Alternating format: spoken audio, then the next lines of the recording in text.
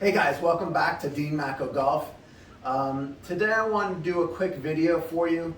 I've had a revelation and I hope you're excited as I am to watch or go through this video and take a look at some numbers. But for golfers of all handicaps, I have the club that is the absolute best value in golf right now. And today's filming is on December 17th. This could be a club that you go ahead and treat yourself with. It will not blow the bank. And trust me, it is relevant for golfers with a scratch handicap all the way up to golfers that are playing off of a 25 handicap. So stay tuned.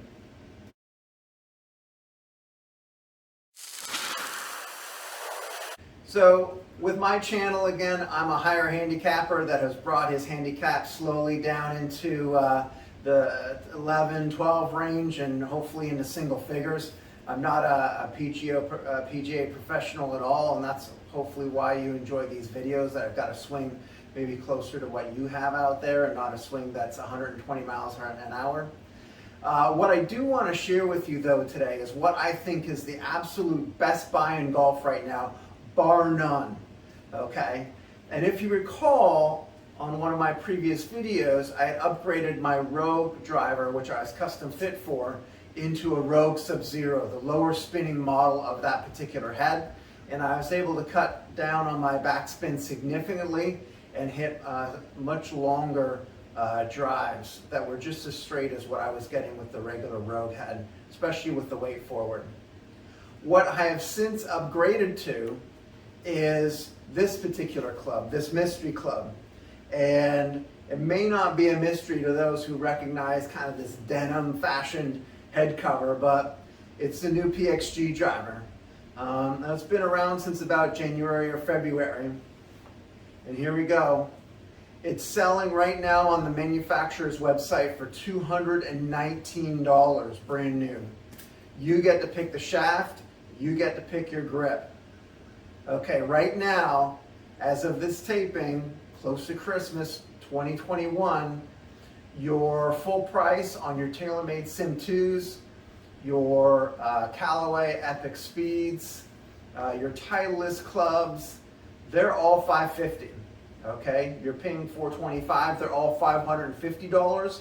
And if you look at a discount driver for $450, you're looking at a Callaway Rad Speed, which I have hit and which I hit significantly before I picked this up for $219. Before we get hitting, I do want to remind people where we're at with my Rogue Sub-Zero. Last video, ball speed was in the low 140s, carry was about 235 on average, and backspin was about 2,800, okay? So we're gonna see if we can best this with Pxg.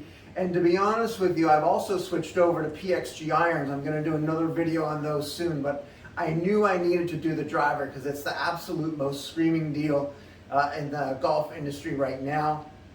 And I'm hoping that it will make a big difference over the Rogue Sub-Zero, which is pushing about 5 years now. I think the technology has advanced in a lot of these drivers, so I'll see a pretty significant difference. Maybe not in speed when I hit it out of the center, but certainly on off-center hits. And I'm thinking also too, just overall stability of the face through impact. So let's get going on this. I've already warmed up. We're gonna do about 10 shots and compare it to, again, the stats from my last Rogue Sub-Zero. I've got them in my head because I just watched the video. Let's go. Before we get hitting, I do want to remind people where we're at with my Rogue Sub-Zero. Last video, ball speed was in the low 140s. Carry was about 235 on average, and backspin was about 2,800, okay? So we're gonna see if we can best this with Pxg. And to be honest with you, I've also switched over to Pxg irons. I'm gonna do another video on those soon, but I knew I needed to do the driver because it's the absolute most screaming deal in the golf industry right now. And I'm hoping that it will make a big difference over the Rogue Sub-Zero, which is pushing about 5 years now. I think the technology has advanced in a lot of these drivers, so I'll see a pretty significant difference. Maybe not in speed when I hit it out of the center, but certainly on off-center hits. And I'm thinking also too, just overall stability of the face through impact. All right, so if we take a look at the new Pxg, really attractive from behind or on the back side of the club.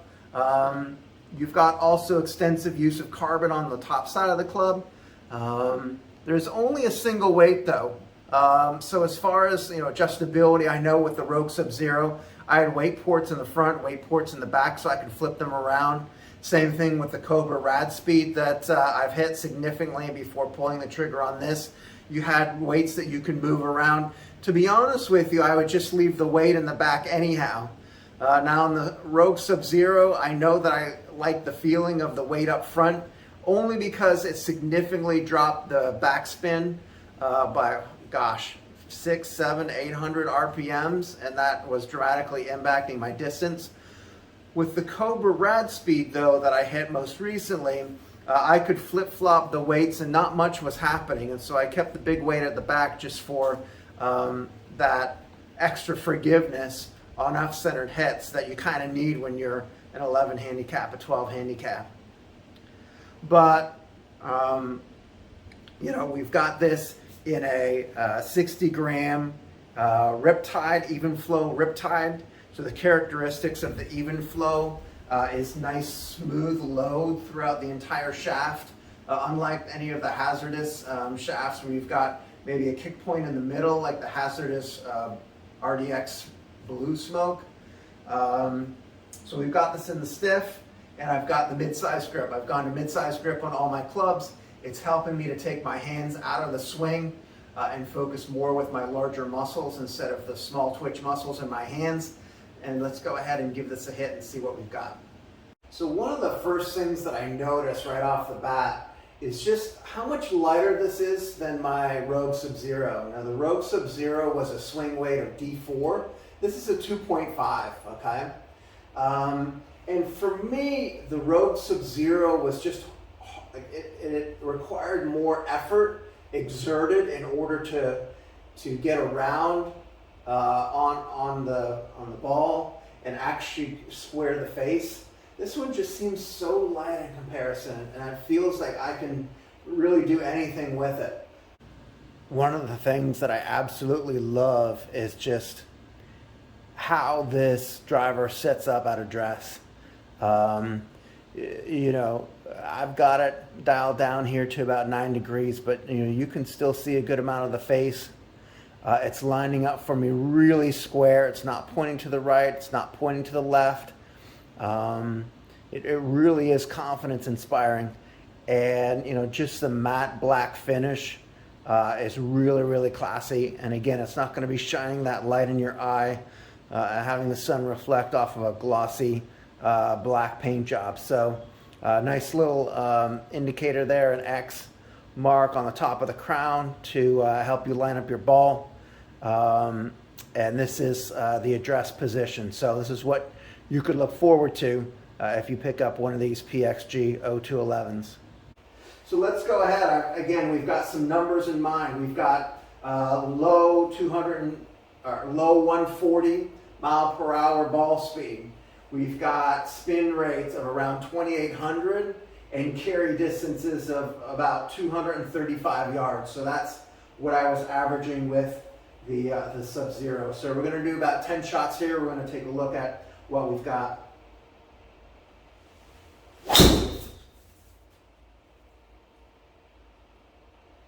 Yup. Bit of a slice myself. Must have left the face a little open. It's going to bounce and go into the rough. So we're using a new driving range here. Not sure if any of you recognize it or not.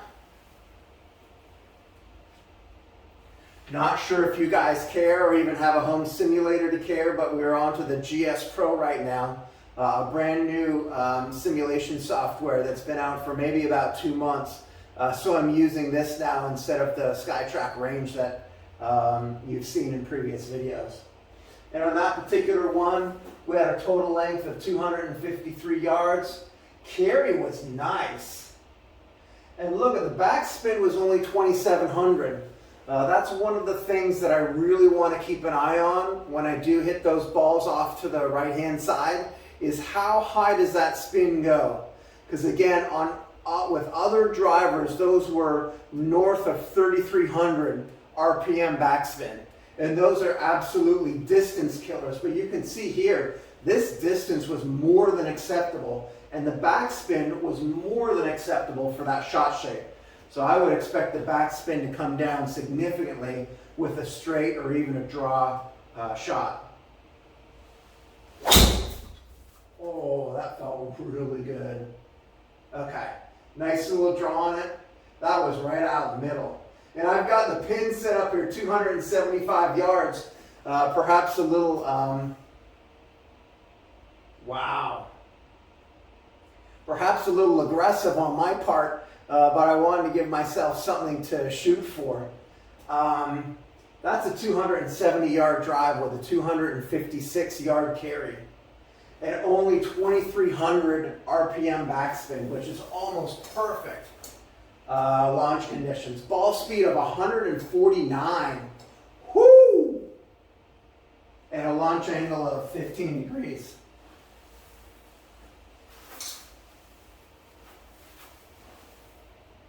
All right, we'll do one more on camera, then I'll get the rest of these shots wrapped up and we can take a look at some numbers.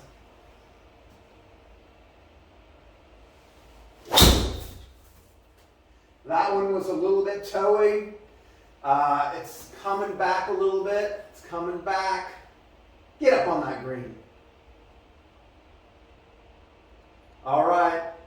269 yards total. 252 carry. 145 if we round up. Ball speed, miles per hour. 17 launch angle. And again, 2,400 backspin. So really, really nice numbers to shoot for. I know the launch is a little bit on the high side. I've actually taken this driver, which is a 10.5 degree, and I've dialed it down by a degree and a half. One of the nice things about the Pxg is that you can go down or up a full degree and a half both ways. So you've literally got 3 degrees of freedom on this.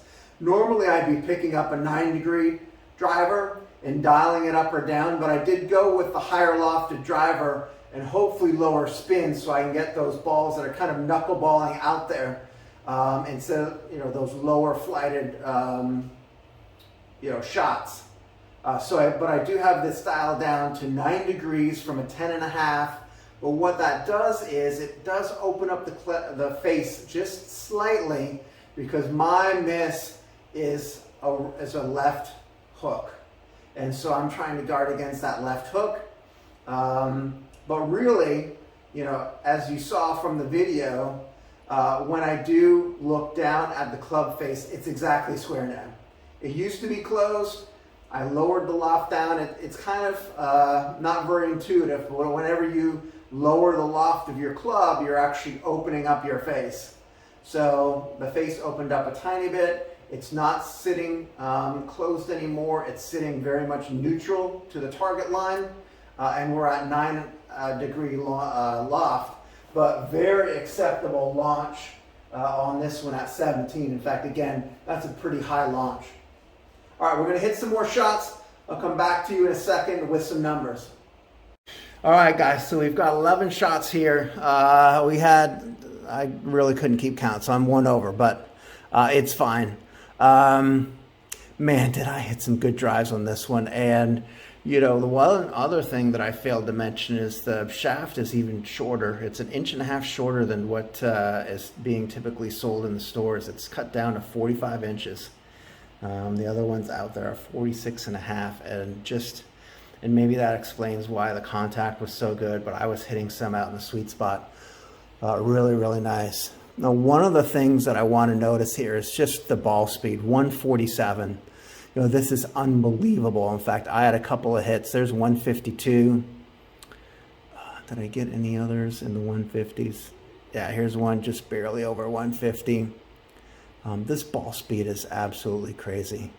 And look at this overall carry distance, almost 250 carry now with 263. And to be honest with you, they're not rolling out like they should. The other software program I was using would have at least 20 yards of rollout. So a 250 carry would be a 270 average instead of 263. So let's look at backspin now. Wow, 2,500 backspin. And, you know, I would love that to be averaging 2,200, 2,300, but frankly it is. Let's look at some of the shots here. Where if you look at the offline values, they've got big plus scores, right? So those are ones that are fades or even mild slices out to the right. There's one that's almost 3,000 backspin, but not over 3,000. None of these balls have a backspin of over 3,000. There's another ball here that was about 20 yards to the right. Again, just under that 3,000 backspin mark, which is really fantastic. Again, with the other driver, I saw 3,300, 3,800 into the 4,000 backspin sometimes when hitting those balls off to the right. And when I do hit it straight, you know, this one's only 12 yards offline. This one's only 11 yards offline. I am in that kind of 23, 2,400 range. So I really, really like that. On some of these ones that were more to the left, yeah, I got down to close to 2,000 backspin, which is amazing. But you would expect that for a ball that's, you know, this one in particular, 31 yards to the left.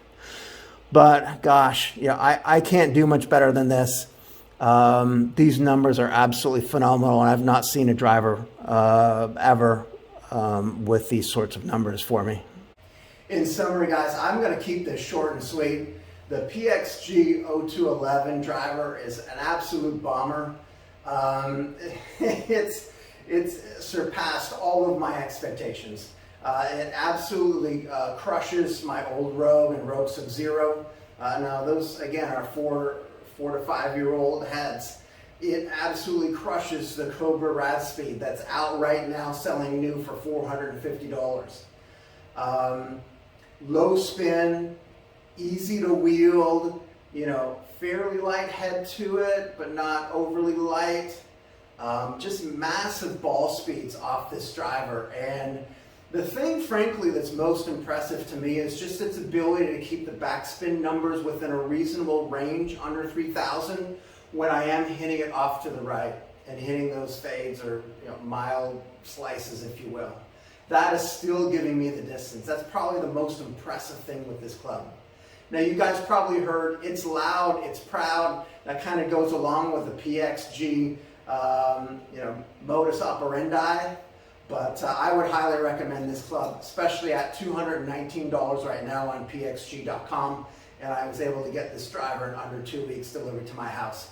Take care, guys. We'll see you soon.